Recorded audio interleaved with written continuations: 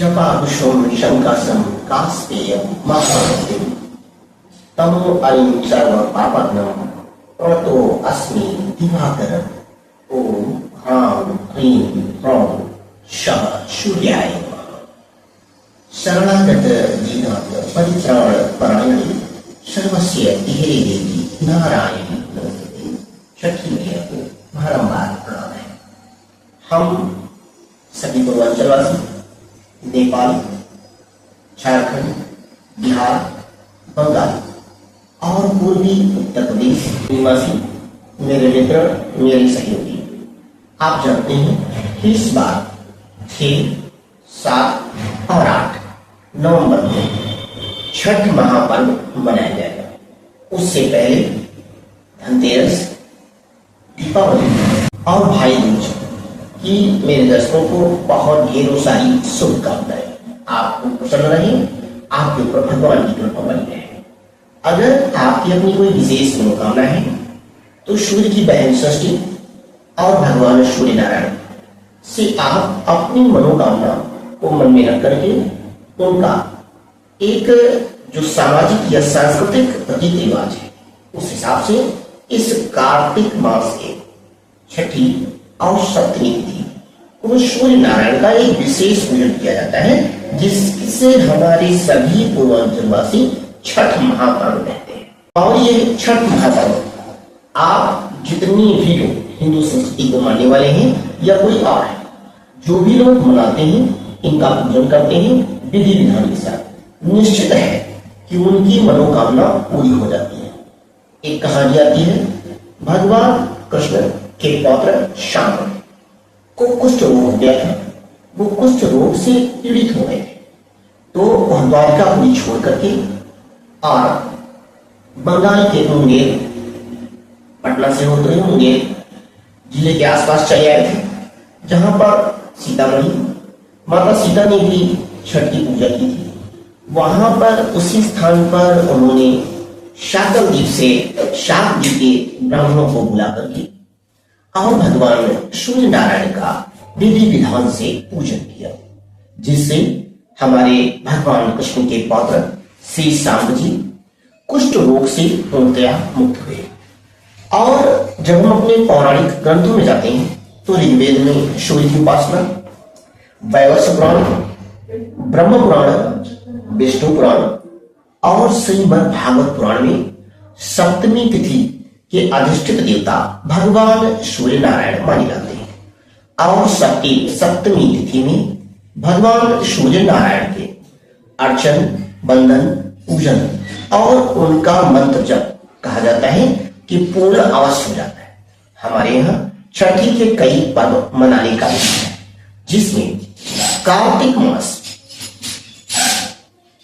के शुक्ल पक्ष की पंचमी, षष्ठी और सप्तमी, इन तीनों तिथियों से मिलाकर के छठ महापर्व का निर्माण होता है।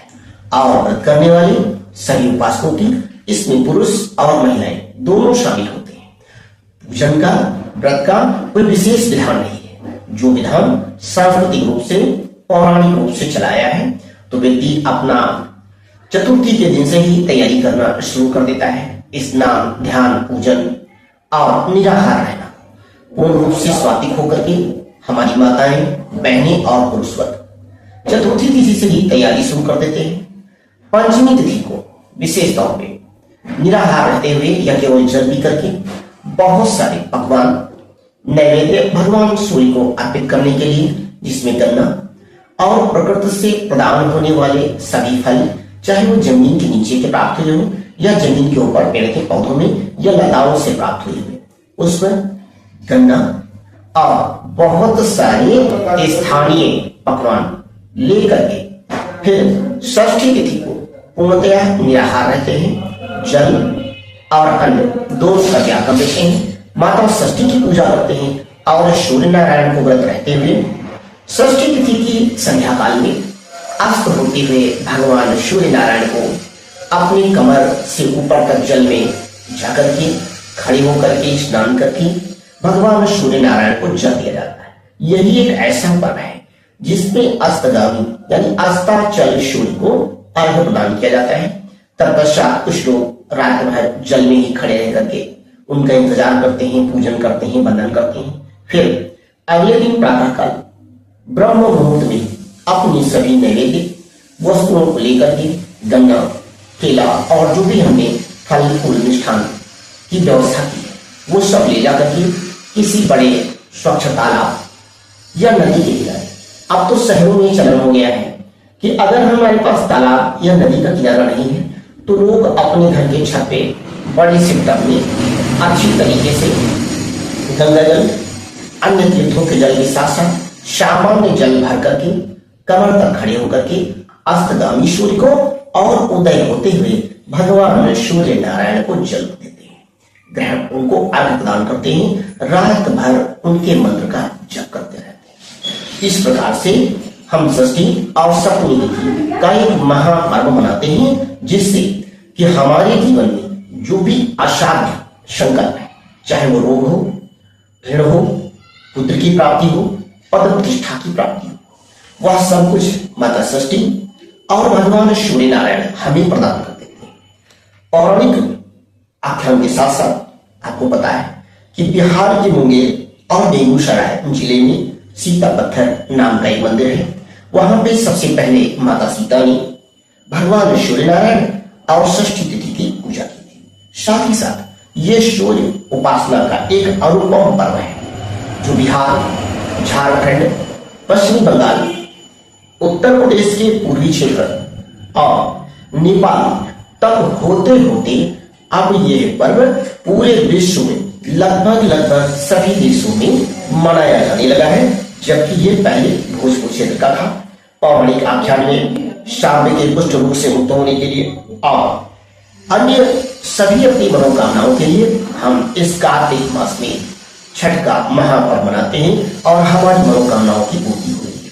तो मैं अपने सभी दर्शकों को, अपने सभी मित्रों को, अपने सभी साथियों और सहयोगियों को आने वाले छठ पर्व की बहुत सारी शुभ मंगल कामना के साथ आप भी छठ का व्रत रहें, पूजन करें। भगवान सूर्य और माता षष्ठी आपकी मनोकामना पूरी करेंगी, जैसे भगवान शाम का किया और समाज में जिन जिन को जिस चीज की आवश्यकता उन सब का पूरा हुआ, तो निश्चित आप मान के चले आपकी भी मनोकामना पूरी होगी। अब आप लोगों के लिए बहुत सारे सुख सौभाग्य की कामना करते हुए मैं दैवज्ञ दिनेश नारायण मिश्र आपसे भी ये प्रार्थना कर रहा हूं कि आप हमारे चैनल ज्योतिष सागर 011 को सब्सक्राइब करें, शेयर करें और देखें भी। अगर आपको किसी और विशेष ज्ञान की प्राप्ति की कामना है या कुछ मुझसे जानना चाहते हैं तो हमारे सब्सक्रिप्शन पे हमारा नंबर पड़ा हुआ है, उसमें आप हमसे अपनी ज्योतिषीय सलाह भी पूछ सकते हैं। मैं इन सभी शुभकामनाओं के साथ अपनी वाणी को देता हूं अगले दिन तक के लिए विराम। तब तक के लिए जय हो भगवान सूर्य नारायण और छठी मैया की। श्री सीता रामाय नमः।